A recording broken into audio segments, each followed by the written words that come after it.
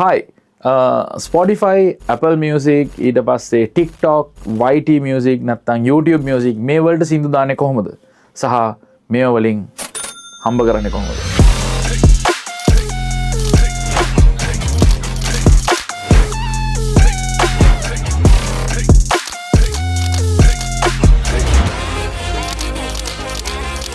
හරි.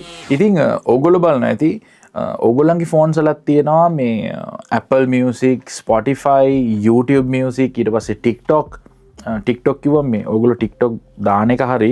නමුත් TikTok එකේ තියෙන official සින්දු රිලීස් වෙන වෙන කැටගරි එකක්. හරිද?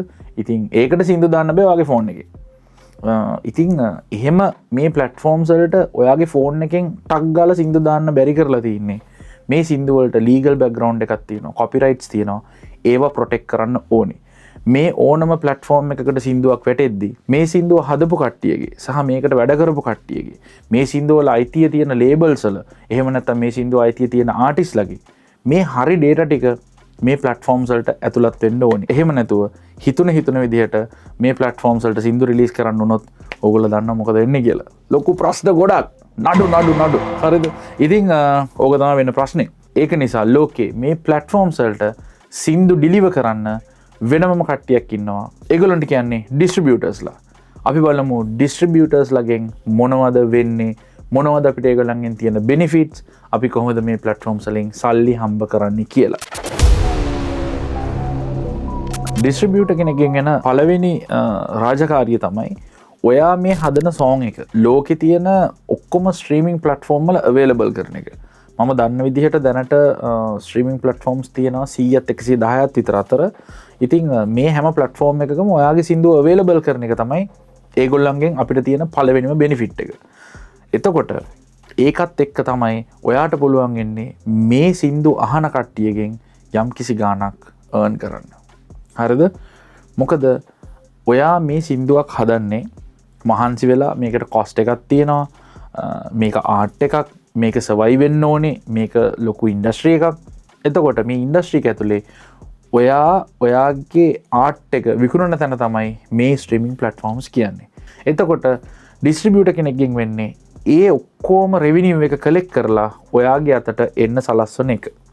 ඉතින් මේ අතරතුරදී ඩිස්ට්‍රිබියුටර් කෙනෙක්ට තියෙන වාසිය තමයි මේකෙන් එයා try කරනවා මේ සින්දුව පුළුවන් තරම් push කරන්න එළියට තව listenersලා මේ සින්දුවට ගේන්න.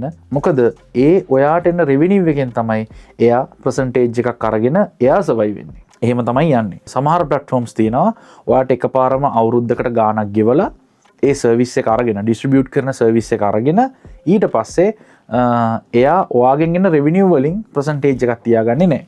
එහෙම platforms උත් තියෙනවා. second benefit එක තමයි මේ platforms වල ඔයාගේ song එක available වුණාම randomly මේ platforms වල ඉන්න listeners ලටයි ඔයාගේ fans ලටයි ගිහිල්ලා මේ සින්දු අහන්න පුළුවන්. ඒ අහන හැම පාරකටම ඔයාට හම්බෙනවා සල්ලි. හරිද? ලොකු ගාණක් නෙමෙයි නිකන් මේ එක සින්දුවක් play වුණාම නිකන් මේ ඩොලර් 7ක් 8ක් හම්බෙනවා. එහෙම එකක් නෙමෙයි. යම් කිසි පොඩි මුදලක් ඔයාට හම්බෙනවා. මම දකින්න විදිහට මේ platforms වල තියෙන වටිනම කොටස තමයි එකක් අපිට earn කරන්න පුළුවන් එක.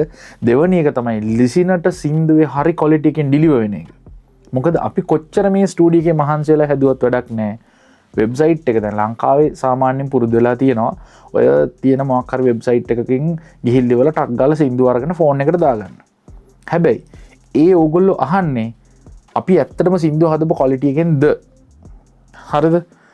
ඉතින් මම කියන්නේ පුරුදු වෙන්න මොන හරි platform එකකට subscribe කරලා හරි quality එකට සින්දු අහන්න. එතකොට ආටිස්ට්ටත් පුළුවන් වෙනවා එයාගේ ආර්ට් එක කන්ටිනියු කරගෙන යන ගමන් තව අලුත් සින්දු හදන ලස්සන. ඒත් එක්කම listeners ලටත් පුළුවන් වෙනවා අපි මේ හදපු quality එකෙන්ම සින්දුව අහන්න.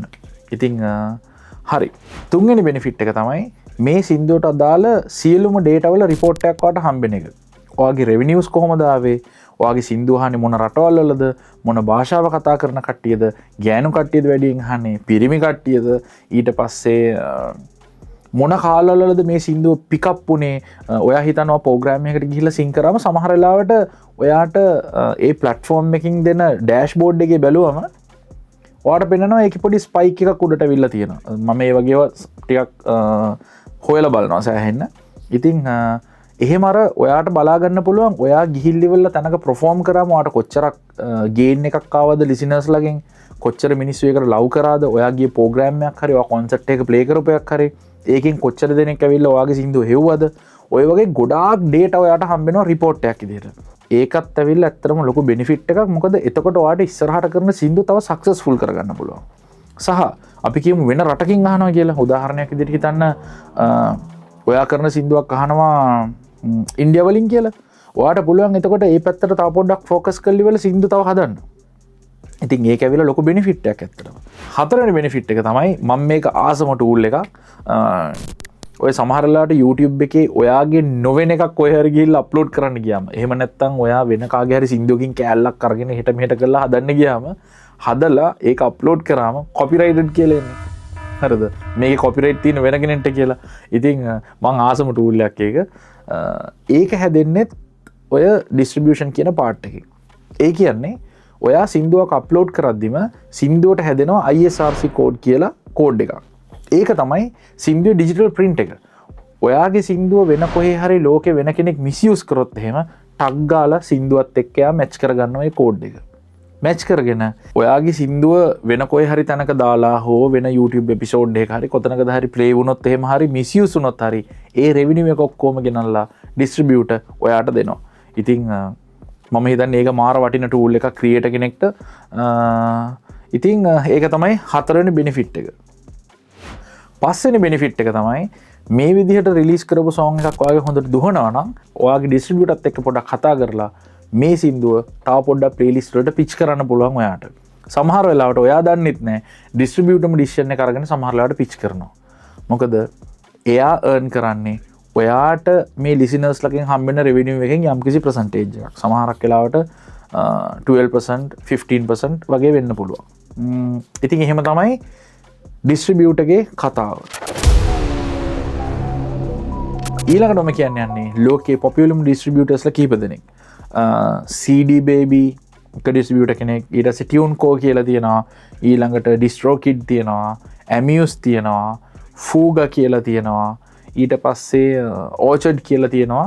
Orchard එක ඇත්තටම ඔයාට එකපාර ගිහලා සයින් වෙන්න බෑ. කාගේ හරි කෙනෙක්ගේ ඉන්විටේෂන් එකකින් තමයි ඔයාට යන්න පුළුවන්. ඉතින් තව තියෙනවා Vidia කියලා. ඒකෙත් ගොඩක් කට්ටිය වැඩ කරනවා. මමත් ඇත්තටම Vidia එකේ සින්දු දාලා තියෙනවා ගොඩක් Bonfire එක through.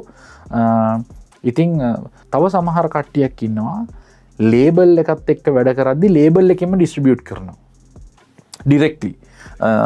මම එහෙම සින්දු කිහිපයක් දාලා තියෙනවා. මොකද මම ඉන්දියාවල වැඩ කරනේවා. මම ගොඩක් වැඩ කරන්නේ Universal Music එක්ක.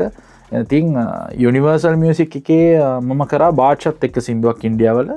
ඒ සෝන් එක ඩිරෙක්ට්ම අපි ඩිස්ට්‍රිබියුට් කරේ. අපි කියන්නේ Universal එක ඇත්තටම රිලීස් කරේ. ඉතින් සමහර වෙලාවට ඔය ලොකු ලේබල්ස් එක්ක වැඩ කරද්දී ඒගොල්ලෝ ඩිරෙක්ට් ඩිස්ට්‍රිබියුට් කරාම සින්දුව ඒගොල්ලන්ට ඩිරෙක්ට්ම ඔය Apple Spotify වගේ platforms වලින් හම්බෙන ගොඩාක් benefits තියෙනවා. සමහර වෙලාවට අපිට ඒක ඉන්ඩිවිජුවලි අපි ඒගොල්ලොත් එක්ක කතා කරන්න ගියාම ඒක අපිට හම්බෙන්නේ නැහැ. ඉතින් එහෙම පොඩි කතන්දරයකුත් තියෙනවා. මම දන්න තව ස්ටෝරි ටිකකුත් තියෙනවා. මගේ ඊළඟ එපිසෝඩ් එක අපි කතා කරමු ලේබල්ස් ගැන. එතකොට මම තව පොඩ්ඩක් ඒ මොන වගේ ඩීල්ස් දෙන්නේ අපිට කොච්චර නෙගෝෂিয়েට් කරන්න පුළුවන්ද Apple Spotify වගේ platform එක කියලා ඒක අපි වෙන දවසක් කතා කරමු. ඒත් එක්කම මට මතක් කරන්න තියෙන පොඩි දෙයක්. ඕගොල්ලෝ සින්දු ඩිස්ට්‍රිබියුට් කරද්දී හොඳ තැනකින් කරන්න, හැමතිස්සෙම රිපෝට්ස් බලන්න, ඒගොල්ලෝ දෙන ඇග්‍රීමන්ට්ස් කියවලා බලන්න. හරිද? අද එපිසෝඩ් එකේ අන්තිම කොටසට ඇවිල්ලා ඉන්නේ. ඉතින් මට මතක් කරන්න ඕනේ පොඩි කාරණාවක් තියෙනවා. මම පොරොන්දුවක් වුණා මාස 3කට 4කට විතර කලින් ලංකාවේ ලොකුවටම වෛරල් ගිය රැප් කරන මල්ලි කෙනෙක්ගේ වීඩියෝ එකක් දැකලා මම එයාට සින්දුවක් කරලා දෙනවා කියලා. ඉතින් සින්දුවේ වැඩ ටික ඔක්කොම ඉවරයි. ටිකක් කාර්යබහුල වුණ නිසා මට ළඟම රිලීස් කරගන්න එක බැරි වුණා. ඉතින් මේ සින්දුවට ෆීචරින් කරන්නේ මීට අවුරුදු 4කට විතර කලින් ලංකාවේ ලොකු පෙරලියක් කරපු අපේ චූටිම රැප සුවහස්. දැන් යා චූටි නෑ, දැන් යා ලොකුයි. ඉතින් සුවහස් තමයි මේකේ ෆීචරින් කරන්නේ. සුවහසුයි ඩෙෆා මල්ලිවයි දාලා මම කොලැබරේෂන් එකක් හැදුවා. ඉතින් සින්දුව ඉතාම ළඟදී එනවා. ට්‍රේල් එක මේ වීඩියෝ එකේ පල්ලෙහා මම ලින්ක් කරලා තියන්නම්. ගිහිල්ලා බලන්න. බලලා ඕගොල්ලන්ගේ කමෙන්ට් එක මට දාන්න. ඒත් එක්කම ඩිස්ට්‍රිබියුෂන් ගැන ඕගොල්ලෝ මොනවා හරි දන්නේ නැති දෙයක් තියෙනවා නම් මගේ WhatsApp group එක තියෙනවා. මට ඒකට දාන්න.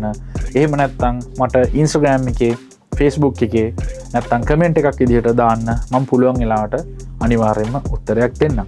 එහෙනම් ජයවේවා හැම දෙනෙට්ටම ඕඩියෝ පැත්තේ මොන හරි තියෙනවා නම් මට කියන්න දන්නති දෙයක් උපරිම try කරනවා මම ෆ්‍රී වෙලාවට මෙසේජ් එකක් දාන්න bye bye